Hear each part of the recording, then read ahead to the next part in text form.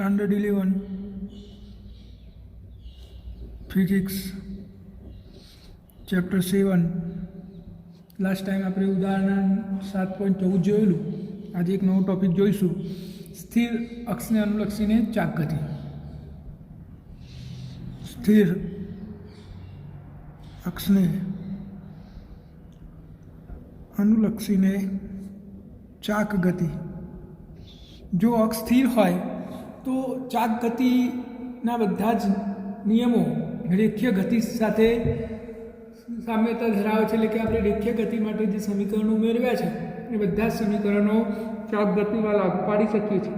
એ સિવાય વિશેષ કેટલીક બાબતો છે જે આપણે સમજવા માટે સમજી લઈએ કે સ્થિર અક્ષને અનુલક્ષીને ચાક ગતિના કિસ્સામાં આપણે એવા જ ટોર્કના ઘટકો ધ્યાનમાં લેવાના છે જે અક્ષની દિશામાં હોય. દાખલા તરીકે કોઈ પદાર્થ ચાક ગતિ કરતો હોય આ રીતે, તો આપણે ટોર્કના આ જ ઘટકો ધ્યાનમાં લેવાના છે જે અક્ષની દિશામાં હોય, આ ભ્રમણ અક્ષની દિશામાં હોય. ભ્રમણ અક્ષની લંબ દિશાના ટોર્કને ધ્યાનમાં લેવાનું થતું નથી. એટલે કે શોર્ટમાં આપણે બે મુદ્દા સમજી લઈએ. આપણે એવા જ બરો ધ્યાનમાં લેવાની જરૂર છે જે અક્ષના લંબ સમતલમાં આવેલા હોય, જે બરો અક્ષને સમાંતર હોય છે અને આ અક્ષને સમાંતર ટોર્ક આપશે. જે બરો આ દિશામાં ટોર્કનો ઘટક આપે એમને ધ્યાનમાં લેવાની જરૂર નથી. માત્ર આપણે અક્ષને સમાંતર ઘટકો હોય ટોર્કના એવા જ ધ્યાનમાં લેવાના છે. આ સિવાય આપણે સ્થાન સદિશોના માત્ર તે જ ઘટકો ધ્યાનમાં લઈશું જે અક્ષને લંબ છે. સ્થાન સદિશના એવા જ ઘટકોને ધ્યાનમાં લઈશું જે અક્ષને લંબ છે. સ્થાન સદિશોના અક્ષની દિશાના ઘટકો અક્ષને લંબ રૂપે ટોર્ક આપે છે, જેને આપણે ધ્યાનમાં લેવાની જરૂર નથી. એટલે કે આ ટૂંકમાં આખી સ્ટોરી એ છે કે આ દિશામાં જે ટોર્કના ઘટકો એમને ધ્યાનમાં લેવાની જરૂર નથી. કારણ કે તમે ધ્યાનમાં લો તો શું થાય, આ ઘટકો આ અક્ષને ગતિ કરાવે, પરંતુ આપણે તો કેવી અક્ષ ધ્યાનમાં લેવાની છે? સ્થિર. તો આખી સ્ટોરીનો એક જ વસ્તુ ધ્યાનમાં રાખવાની કે આપણે માત્ર અક્ષની દિશાના જ ટોર્કના ઘટકો ધ્યાનમાં લેવાના, એની લંબ દિશાના ટોર્કના ઘટકો ધ્યાનમાં લેવાની કોઈ જરૂર નથી. તો સ્થિર અક્ષને અનુલક્ષીને ચાક ગતિમાં મહત્ત્વનું વસ્તુ આ જ છે કે આપણે એક જ દિશાના ટોર્કના ઘટકો ધ્યાનમાં લેવા પડે છે. અને જો અક્ષ સ્થિર હોય તો બધા જ રેખીય ગતિના સમીકરણો સીધા ચાક ગતિમાં આપણે ટ્રાન્સફર કરી શકીએ છીએ. દાખલા તરીકે સ્થાનાંતર, અને આપણે ડિસ્પ્લેસમેન્ટ કહીએ છીએ એક્સ રેખીય ગતિમાં. તો કોણીય સ્થાનાંતર જેને આપણે એંગ્યુલર ડિસ્પ્લેસમેન્ટ કહીએ છીએ થીટા. એવી જ રીતે વેગ વી, આમાં કોણીય વેગ ઓમેગા. વી બરાબર શું થાય? રેખીય સ્થાનાંતરનું સમય સાપેક્ષ વિકલન. તો કોણીય વેગ બરાબર શું થાય? કોણીય સ્થાનાંતરનું સમય સાપેક્ષ વિકલન. એવી રીતે પ્રવેગ એક્સલેરેશન, રેખીય વેગનું સમય સાપેક્ષ વિકલન. તો અહીંયા આલ્ફા કોણીય વેગનું સમય સાપેક્ષ વિકલન. એવી જ રીતે દર, આમાં દ્રવ્યમાન એમ હોય તો આમાં જડત્વની ચાક માત્રા આઈ હોય. એવી જ રીતે પર એફ બરાબર એમ એ ગતિનો બીજો નિયમ. તો ચાક ગતિ માટે પણ એફની જગ્યાએ ટોર્ક, એમની જગ્યાએ આઈ અને એની જગ્યાએ આલ્ફા. તો ટોર્ક ટો બરાબર આઈ આલ્ફા. એવી જ રીતે કાર્ય, તો કાર્ય એટલે કાર્યનું સૂત્ર બર ગુણ્યા સ્થાનાંતર. તો અહીંયા કાર્ય ટોર્ક ગુણ્યા કોણીય સ્થાનાંતર. એવી જ રીતે ગતિ ઉર્જા કે બરાબર 1/2 mv². તો ચાક ગતિ માટે શું થશે? કે બરાબર 1/2 એમની જગ્યાએ આઈ અને વીની જગ્યાએ ઓમેગા. એવી રીતે પાવર પી બરાબર બર ગુણ્યા વેગ. તો અહીંયા પાવર પી બરાબર ટોર્ક ગુણ્યા કોણીય વેગ. અને રેખીય વેગમાન પીવી બરાબર એમવી. તો અહીંયા કોણીય વેગમાન એલ બરાબર એમની જગ્યાએ આઈ અને વીની જગ્યાએ ઓમેગા. તો રેખીય ગતિ અને ચાક ગતિમાં આપણે આ રીતે સામ્યતા દર્શાવી શકીએ છીએ. જ્યારે અક્ષ સ્થિર હોય ત્યારે, એટલે કે સ્થિર ભ્રમણાક્ષને અનુલક્ષીને જ્યારે ચાક ગતિની વાત થતી હોય તો આપણે રેખીય ગતિના બધા સમીકરણો ચાક ગતિમાં ટ્રાન્સફર કરી શકીએ છીએ. એવી જ રીતે અચળ પ્રવેગી ગતિના સમીકરણો છે એ અચળ કોણીય પ્રવેગી ગતિના સમીકરણમાં પણ ટ્રાન્સફર કરી શકાય છે, જે આપણે અગાઉ જોઈ લીધું છે. તો હવે આપણે ઉદાહરણ નંબર 7.15 જોઈશું. ઉદાહરણ નંબર 7.15 અવગણ્ય દ્રવ્યમાનની એક દોરી 20 kg દર અને 20 સેમી ત્રિજ્યાના ફ્લાયવ્હીલની કોર પર વીંટાળેલ છે. આકૃતિમાં બતાવ્યા પ્રમાણે દોરી પર 25 ન્યૂટન જેટલું અચળ ખેંચાણ બળ લગાડેલ છે. આ ફ્લાયવ્હીલ ઘર્ષણ રહિત બેરિંગ સાથે એક સમક્ષિત અક્ષ પર જડેલ છે. આવી સ્થિતિ છે. જો આકૃતિ આપણે દોરીએ તો એક ફ્લાયવ્હીલ છે. આ ફ્લાયવ્હીલ ઉપર એક દોરી વીંટાળેલી છે અને આ રીતે ખેંચાણ બળ ઉદ્ભવે છે. F બરાબર 25 ન્યૂટન. આ ફ્લાયવ્હીલની ત્રિજ્યા R છે. આપણે બળ આ દિશામાં લગાડ્યું છે. ફ્લાયવ્હીલનું દર છે 20 kg અને એની ત્રિજ્યા છે 20 સેમી. તો આપણે શોધવાનું શું છે? વ્હીલના કોણીય પ્રવેગની ગણતરી કરું. તો આપણે હાલ જ જોયું ટોર્ક બરાબર શું થાય? ટોર્ક બરાબર I આલ્ફા. અને આપણું સૂત્ર બીજું શું છે? ટોર્ક બરાબર બર ગુણ્યા લંબાંતર, એટલે કે F ગુણ્યા R. આ બર અને આપણું લંબાંતર. ટોર્ક F ક્રોસ R થાય, પરંતુ અહીંયા ખૂણો પાઈ બાય 2 છે એટલે સીધું F R લખું છું. તો આપણે ટોર્ક શોધી કાઢીએ તો બર કેટલું છે? 25 અને R કેટલો છે? 20 સેમી એટલે 0.2 મીટર. તો જવાબ થયો આપણો 5 ન્યૂટન મીટર. આપણું ટોર્ક આવી ગયું આટલું. એવી જ રીતે આપણે આલ્ફા શોધી કાઢીએ તો આલ્ફા બરાબર શું થશે? કોણીય પ્રવેગ.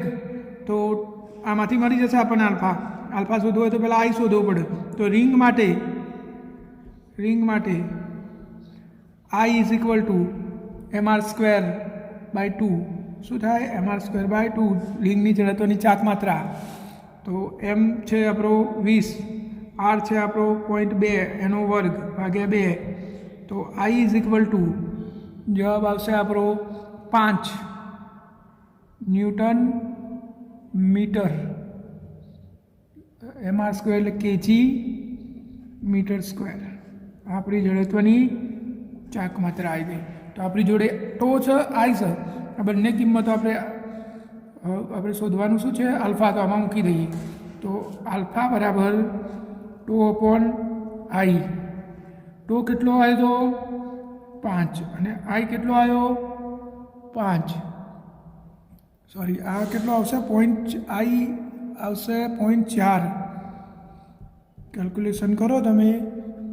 20 ગુણ્યા 0.04 ભાગ્યા 2 એટલે 0.04 જવાબ આવશે. તો 0.4 તો 5 ભાગ્યા 0.4 બરાબર આલ્ફા બરાબર 12.5 રેડિયન પર સેકન્ડ સ્ક્વેર. આ આપણો આલ્ફા આવી ગયો. તો પહેલું જે શોધવાનું છે આપણે શોધી દીધું આલ્ફા. હવે બીજું શું શોધવાનું છે? 2 મીટર ખુલે દોરી ત્યારે કાર્ય. તો તમે આ દોરીને ખેંચશો એટલે આની પર દોરી વીંટાળેલી છે. તો દોરી અહીંયાથી શરૂ કરીને 2 મીટર જેટલી બહાર આવે ત્યારે થયેલું કાર્ય. તો કાર્ય બરાબર તો શું થાય? બર ગુણ્યા સ્થાનાંતર. કાર્ય W બરાબર બર ગુણ્યા સ્થાનાંતર. બર 25 ન્યૂટન છે અને કેટલી દોરી બહાર આવી? 2 મીટર. તો કાર્ય કેટલું થયું? 50 જૂલ. આપણે બીજું પણ ગણી લીધું છે. હવે ત્રીજું શું ગણવાનું છે? આ બિંદુએ વ્હીલની ગતિ ઉર્જા પણ શોધો. વ્હીલની તેની સ્થિર સ્થિતિમાંથી ગતિની શરૂઆત કરે છે તેમ ધારો. તો આપણે અહીંયા ગતિ ઉર્જા ગણવાની છે. કોની? વ્હીલની. તો સી. પ્રારંભિક ગતિ ઉર્જા શું થશે? પ્રારંભિક કોણીય ગતિ ઉર્જા અથવા ચાકીય ગતિ ઉર્જા. પ્રારંભિક ચાકીય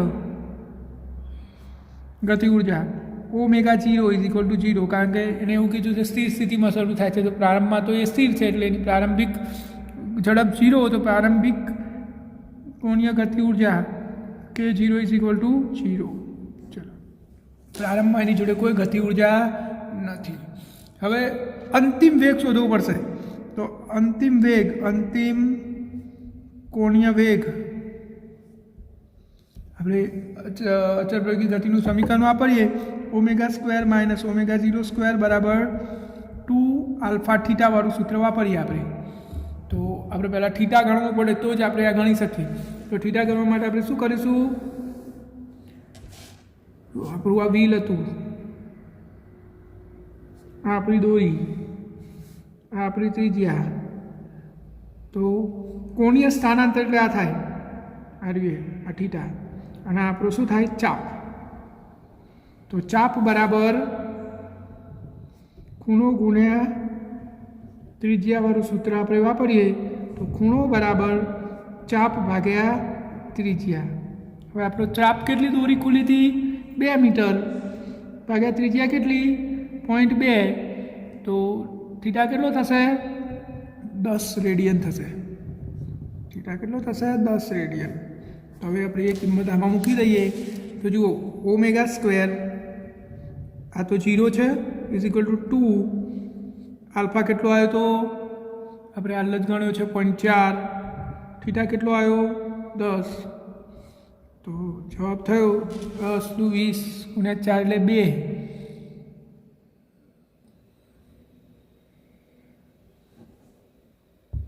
સોરી આલ્ફા આપણે શોધ્યો તો કેટલો આવ્યો તો મારે જોવું પડશે. આલ્ફા આપણો આવ્યો તો 12.5. આલ્ફા 12.5 હતો. તો આલ્ફા છે અહીંયા 12.5. તો 12.5 ગુણ્યા 10 એટલે 125 ગુણ્યા 2 એટલે 250. ઓમેગા સ્ક્વેર બરાબર 250. ઓમેગા સ્ક્વેર બરાબર 250 આવ્યું. તો હવે આપણે એની ગતિ ઉર્જા શોધી કાઢીએ. તો ચાકીય ગતિ ઉર્જા K is equal two 1/2 I omega square. 1/2 I કેટલો આવ્યો તો આપણો I આવ્યો તો 0.4 અને ઓમેગાનો સ્ક્વેર 250. તો જવાબ થશે 50 જૂલ. જો કાર્ય કેટલું આવ્યું હતું 50 જૂલ અને ગતિ ઉર્જામાં થયેલો ફેરફાર કેટલો આવ્યો 50 જૂલ. તો એનો અર્થ શું થયો કે જેટલું કાર્ય થયું એ બધું ગતિ ઉર્જાના ફેરફારમાં વપરાઈ ગયું. અને છેલ્લું શું ગણવાનું છે આપણે વિભાગ બી અને સીના જવાબોની સરખામણી કરો. તો આપણે સરખામણી કરી દીધી. આ બીનો જવાબ છે અને આ સીનો જવાબ છે. બે સરખા કેમ આવ્યા? તો અહીંયા આપણે ઘર્ષણ બળ ધ્યાનમાં લીધું નથી. એટલે કે કરાયેલું બધું જ કાર્ય સંપૂર્ણપણે શામાં ફેરવાયું?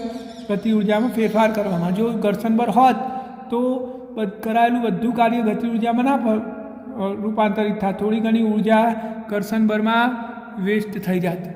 તો એટલે ઉદાહરણ પૂરું થાય છે. અને હવે આપણે આ ચેપ્ટરની છેલ્લી થિયરી જોઈશું, કબડતી ગતિ. કબડતી ગતિ પદાર્થ જ્યારે ગબડતો હોય ત્યારે આપણને ખબર છે બે ગતિનું સંયોજન છે.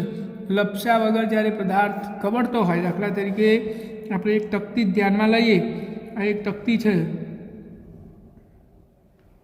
આ તકતી આમ ગબડે છે, લપસ્યા સિવાય આમ ગોળ ફરતા ફરતા જાય છે. આ રીતે આમ ફરતી ફરતી જાય છે.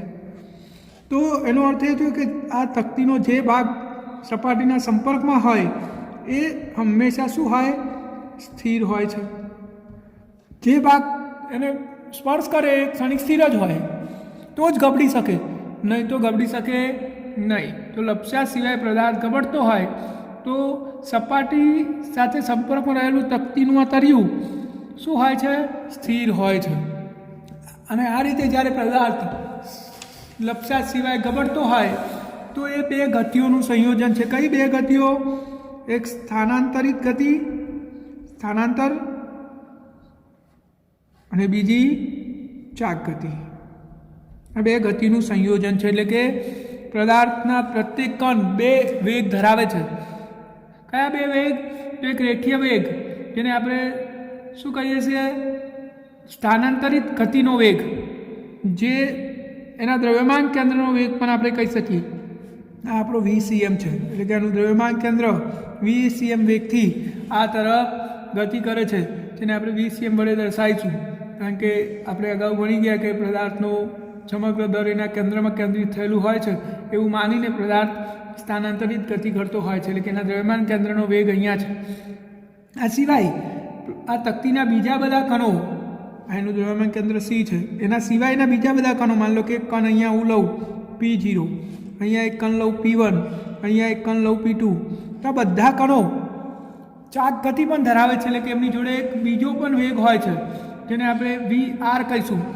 આ કણનો વેગ આ દિશામાં, આ કણનો વેગ આ દિશામાં, આ કણનો વેગ આ દિશામાં, અને આપણે વી આર વડે દર્શાવીશું. તો કોઈ પણ કણ જોડે અને એનું મૂલ્ય કેટલું થાય, માન લો કે હું આર કહી દઉં તો આ વી આર બરાબર વી બરાબર આર ઓમેગા સૂત્ર પ્રમાણે આર, અને આ ઓમેગા એ આ તક્તિનો કોણીય વેગ છે. તો આ બિંદુનો વેગ શું થયો? આર ઓમેગા, અને આ બિંદુનો વેગ શું થયો? વીસીએમ. તો અને વીસીએમ હોય, આ કણનો વીસીએમ આ દિશામાં હશે અને એનો વીઆરએમ આ દિશામાં. એવી જ રીતે આ કણનો વેગ વીઆર બરાબર આર ઓમેગા આ દિશામાં, અને એના દ્રવ્યમાન કેન્દ્રનો વેગ એ આ દિશામાં છે વીસીએમ. તો કોઈ પણ કણ જોડે બે વેગ હોય, એક સ્થાનાંતરિત વેગ અને એક ચાક ગતિના કારણે વેગ, તો તમે બે બિંદુઓ સમજો તો એક P0 બિંદુ લો તો અહીંયા બે વેગ વિરુદ્ધ દિશામાં થયા. જુઓ, આ સ્થાનાંતરિત ગતિનો વેગ વીસીએમ આ દિશામાં છે અને આ તકતી આમ ગોળ ગોળ ફરે છે, એના કારણે આ વેગ વીઆર આ દિશામાં છે. તો બંને વિરુદ્ધ દિશામાં થયા. હવે આ બિંદુ અહીંયા સ્પર્શ કરેલું છે તો એ તો સ્થિર હોવું જોઈએ. સ્થિર ક્યારે હોય? તો વીઆર ઇઝ ઇક્વલ ટુ વીસીએમ થાય ત્યારે. તો વીસીએમ બરાબર વીઆરની જગ્યાએ તો શું થાય? R omega.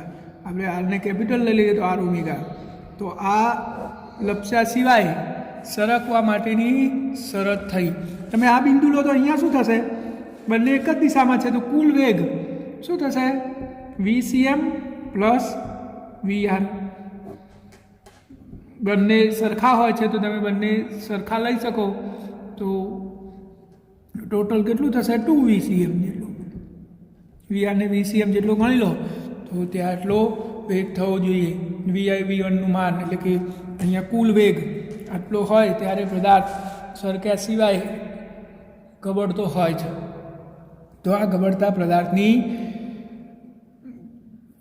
ગતિ ઉર્જા હવે આપણે ગણીશું. તો ગબડતા પદાર્થની ગતિ ઉર્જા આપણે ગણવી છે. તો આપણે જોયું કે દરેક કણ જોડે બે વેગ હોય છે, તો એની જોડે એની કુલ ઉર્જા કેટલી થાય? કુલ ગતિ ઉર્જા કે ડેશ પ્લસ કે, જ્યાં કે એ દ્રવ્યમાન કેન્દ્રની ગતિ ઉર્જા છે અને આ આપણી ચાક ગતિના કારણે એની જોડે આવેલી ગતિ ઉર્જા છે, એટલે કે ચાકીય ગતિ ઉર્જા છે.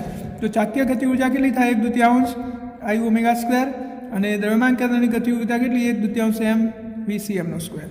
કોઈ પણ કણ જ્યારે ગબડ્યા સિવાય કોઈ પદાર્થ સરક્યા સિવાય ગબડતો હોય તો એની જોડે બે વેગ હોય છે, એક ચાકીય ગતિના કારણે અને એક દ્રવ્યમાન કેન્દ્રની, એટલે કે સ્થાનાંતરિત ગતિના કારણે. તો એની જોડે બે પ્રકારની ચાક ગતિ આવી જાય, ગતિ ઉર્જા આવી જાય. એક ચાકીય ગતિ ઉર્જા અને બીજી રેખીય ગતિ ઉર્જા. ચાકીય ગતિ ઉર્જા એટલે 1/2 આઈ ઓમેગા સ્ક્વેર, અને રેખીય ગતિ ઉર્જા એટલે 1/2 એમ વીસીએમનો સ્ક્વેર. હવે આઈ બરાબર તો શું થાય?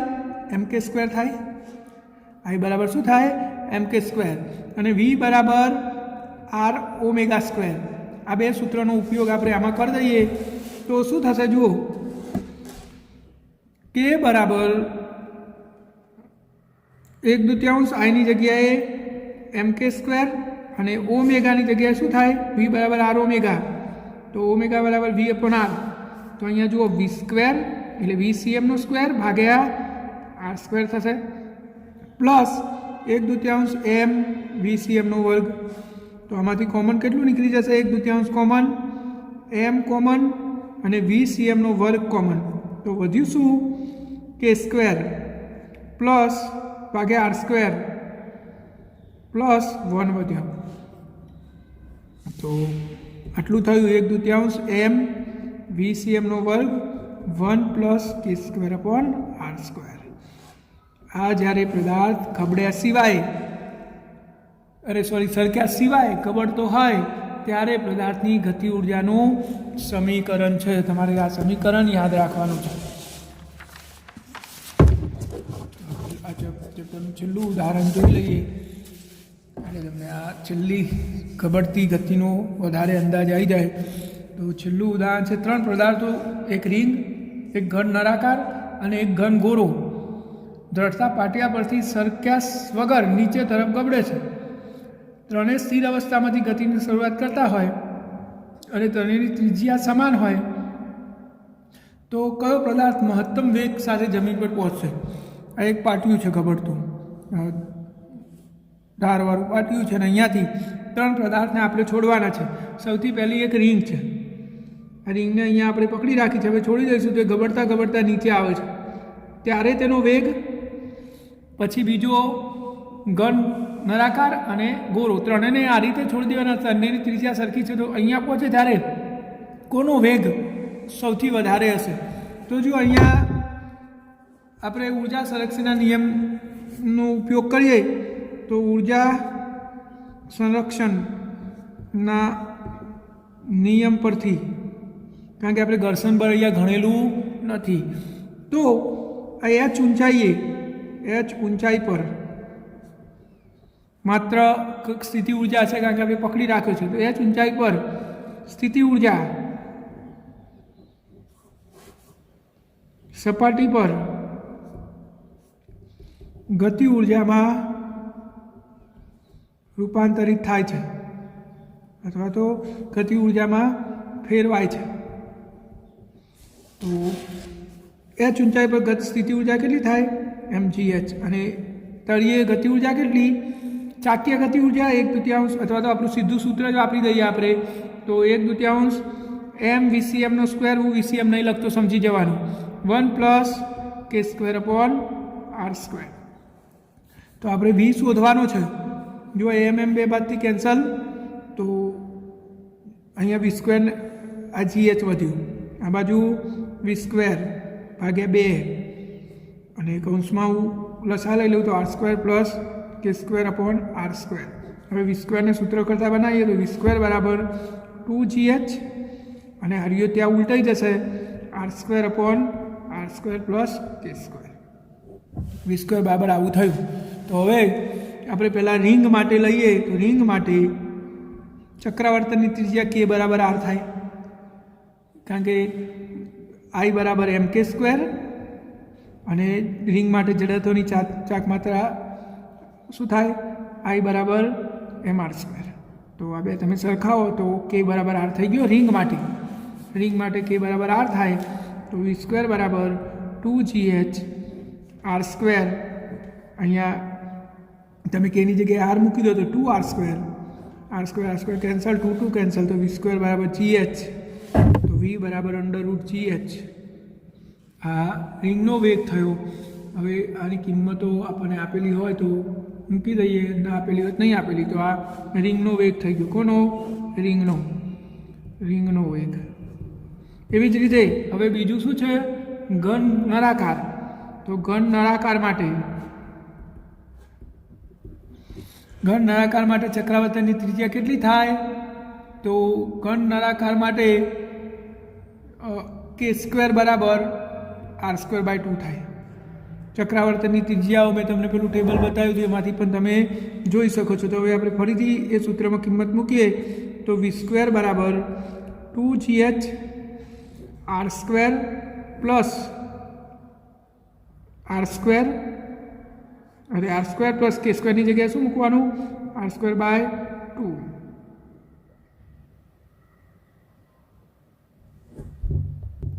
સોરી, આપણે આ સૂત્રમાં હવે kની જગ્યાએ k² ની જગ્યાએ r²/2 મૂકીશું, તો v² બરાબર 2gh r², નીચે r² + k² ની જગ્યાએ કેટલા? r²/2. તો v² બરાબર 2gh r², નીચે 2 લસા તો 2 × 1 એટલે 3r²/2.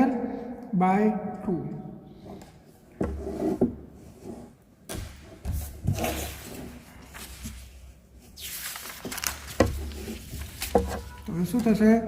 v² બરાબર 2gh, આ 2 ઉપર જતા રહેશે તો 2r², r² કેન્સલ, તો ઉપર 2 જતા રહે, 2/3. 3 × 2 = 6, 2gh, 2 × 2 = 4, 4gh/3. તો આ કેટલો આવ્યો?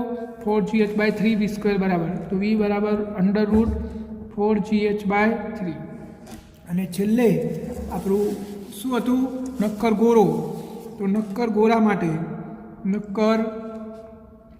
માટે ચક્રાવર્તનની ત્રિજ્યા k² બરાબર 2/5 આર સ્ક્વેર 2/5 આર સ્ક્વેર છે ચક્રવાળની ત્રિજ્યા. તો હવે ફરીથી આપણે આપણા આરઆઈ સૂત્રમાં કે સ્ક્વેરની જગ્યાએ 2/5 આર સ્ક્વેર મૂકી દઈએ તો વી સ્ક્વેર બરાબર 2gh R square plus R square ભાગ્યા આર સ્ક્વેર પ્લસ કે સ્ક્વેરની જગ્યાએ શું 2/5 આર સ્ક્વેર 2/5 આર સ્ક્વેર મૂકી દીધું આમાં તો 2gh આર સ્ક્વેર નીચે આર 5 લસા થશે તો 5 ને 2 7 આર સ્ક્વેર બાય 5 તો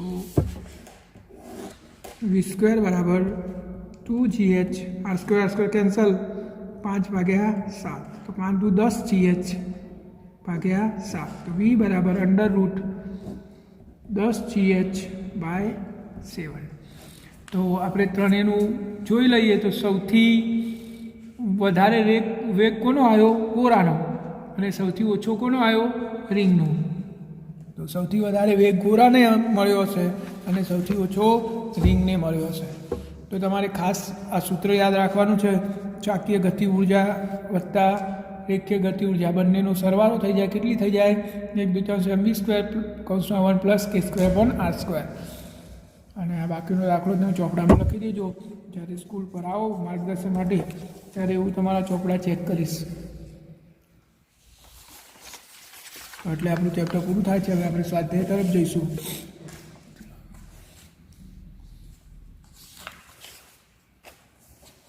સ્વાધ્યાયનો પહેલો દાખલો.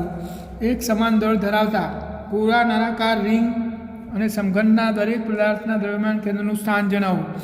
પહેલો ગોળો છે તો આ ગોળો નક્કર ગોળો તેનું દ્રવ્યમાન કેન્દ્રના ભૌમિતિક કેન્દ્ર પર અને ગોળાના દ્રવ્યની અંદર હોય છે.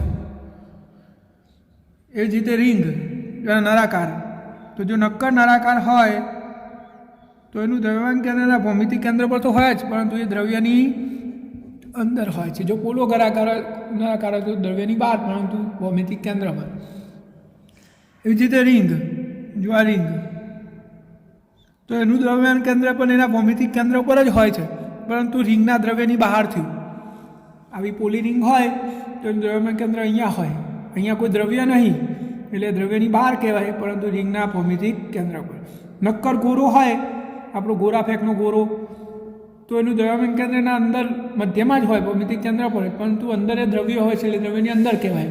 જો પોલો ગોળો હોય તો દાખલા તરીકે વોલીબોલ, તો વોલીબોલમાં દ્રવ્યમાન કેન્દ્ર અંદર ભૌમિતિક કેન્દ્ર પર જ, પરંતુ દ્રવ્યની બહાર હોય છે. એવી રીતે સમઘન. તો સમઘનનું દ્રવ્યમાન કેન્દ્ર એના ભૌમિતિક કેન્દ્ર પર જ હોય, પરંતુ દ્રવ્યની બહાર આટલે હોય. તો આ રીતે આપણે દ્રવ્યમાન કેન્દ્ર નિશ્ચિત આકાર માટે સરળતાથી શોધી શકીએ છીએ. આ 7.1. એવી રીતે 7.2. HCl અણુના બે પરમાણુઓના ન્યુક્લિયસ વચ્ચેનું અંતર લગભગ 1.27 એંગસ્ટ્રોમ છે. તેના દર તેના ન્યુક્લિયસમાં કેન્દ્રિત છે તેમ આપેલ છે. તો સીએમનું આશરે સ્થાન ગણો. એટલે HCl એટલે એક હાઇડ્રોજનનો અણુ હોય અને એક સીએલનો. હાઇડ્રોજનનો અણુ છે અને આ સીએલનો. આ બંને વચ્ચેનું કુલ અંતર 1.27 એંગસ્ટ્રોમ આપેલું છે. હાઇડ્રોજનનું દર mh. હાઇડ્રોજનનું દર અને સીએલનું દર એનાથી 35.5 ગણું વધારે છે, એટલે 35.5 mh. આ સીએલનું દર થયું. MCl બરાબર 35.5 mh. સીએલનું દર હાઇડ્રોજન કરતાં 35.5 ગણું વધારે છે. આ ક્લોરીનનું દર થયું. હવે આનું દ્રવ્યમાન કેન્દ્ર શોધવાનું છે. તો આપણે ધારી લઈએ કે દ્રવ્યમાન કેન્દ્ર એચની સાપેક્ષ શોધીએ છીએ. તો હાઇડ્રોજનની સાપેક્ષ દ્રવ્યમાન કેન્દ્ર. તો RCM અથવા હું XCM કહું તો એ ચાલશે, એક પારિમાણિક છે. એટલે XCM = M1R1 અથવા M1X1 પ્લસ M2X2 ભાગ્યા M1 પ્લસ M2. M1 એટલે હાઇડ્રોજનનું દર, M2 એટલે ક્લોરીનનું દર. તો આપણે હાઇડ્રોજનની સાપેક્ષ શોધીએ તો અંતર આ તો ઉગમ બિંદુ જ થઈ ગયું. એટલે હાઇડ્રોજનની સાપેક્ષ ની સાપેક્ષ તો x1 બરાબર શું થઈ જશે? x1 તો અહીંયા જ થયો ને 0 અને x2 બરાબર શું થાય? તો આટલાથી આટલું અંતર એટલે કેટલું? 1.27 એંગસ્ટ્રોમ. તો હવે આપણે કિંમતો મૂકી દઈએ તો xcm is equal two x1 0 છે એટલે પહેલું પદ 0 થઈ ગયું. m2 કેટલો?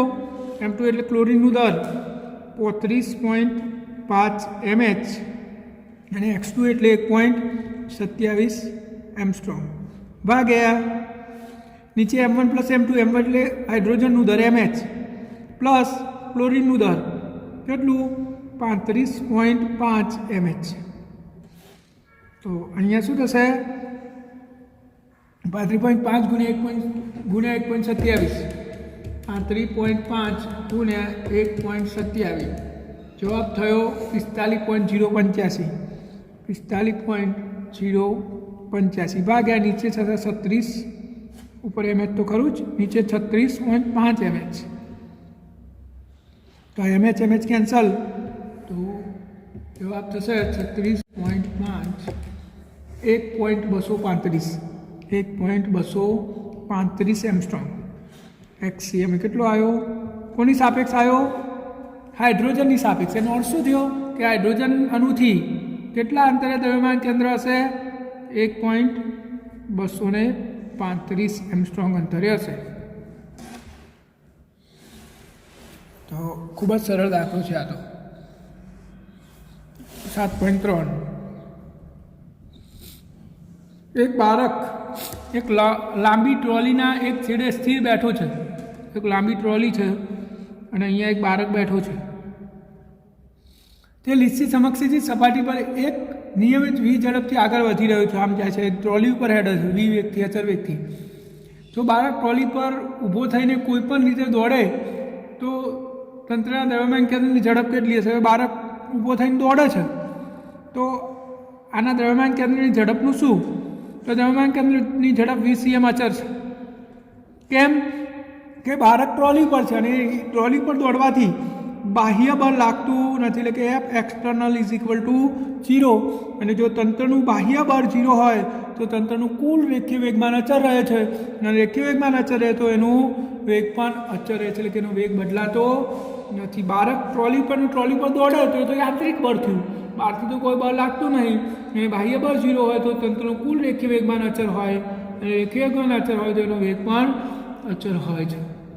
તો આપણો 7.3 પણ અહીંયા પૂરો થયો. હવે 7.4 દર્શાવો કે એ અને બી બે સદિશો વડે બનેલા ત્રિકોણનું ક્ષેત્રફળ એ a ક્રોસ બીના મૂલ્યથી અડધું હોય છે. એટલે આપણે સાબિત શું કરવાનું છે કે બે સદિશ છે a અને બી, આ બંનેનો સદિશ ગુણાકાર એટલે કે a ક્રોસ બી આ કેટલો હોય છે? તો આ બે સદિશ વડે બનેલા ત્રિકોણનું ક્ષેત્રફળ આ a ક્રોસ બીના મૂલ્યથી અડધું હોય છે. એટલે કે આનું ક્ષેત્રફળ is equal to a cross B by 2. આવું આપણે સાબિત કરવાનું છે. તો આપણે બે સદિશ લઈ લઈએ. એક સદિશ છે અને એક આપણો આ બીજો સદિશ છે. આ સદિશ એ લઈ લઉં અને આ સદિશ બી, આ બંને વડે બનેલો ત્રિકોણ. એટલે હું અહીંયા એક બાજુ દોરી દઉં તો આ ત્રિકોણ બની ગયો. ચલો, તો અહીંયા હું લંબ દોરી દઉં અને h કહી દઉં. આ a અને બી વચ્ચેનો ખૂણો થીટા થાય. તો હવે આપણે a ક્રોસ બી શોધીએ તો સદિશ a ક્રોસ સદિશ બી ઇઝ ઇક્વલ ટુ શું થાય? ab sine theta. એનું મૂલ્ય જ દર્શાવું છું, પાછળ એકમ સદિશ દર્શાવી દઉં હાલ એમ કેમ. આટલું થઈ ગયું. હવે એનું ક્ષેત્રફળ શું થાય? તો ત્રિકોણ આપણે એના નામ આપી દઈએ a b c. તો ત્રિકોણ a b c નું ક્ષેત્રફળ બરાબર શું થાય? 1/2 પાયો ગુણ્યા વેધ. તો 1/2 પાયો કેટલો? AC અને વેધ કેટલો? BM. તો AC એટલે તો A થયો, AC એટલે તો A થયો આખો. આ સદિશ કેટલો છે? A અને BM એટલે H. તો શું થયું? 1/2 AH. આ ક્ષેત્રફળ થયું. શું થયું? ક્ષેત્રફળ S. હવે આપણે આ ત્રિકોણમાં હું સાઇન થીટા લાગુ પાડું તો ત્રિકોણ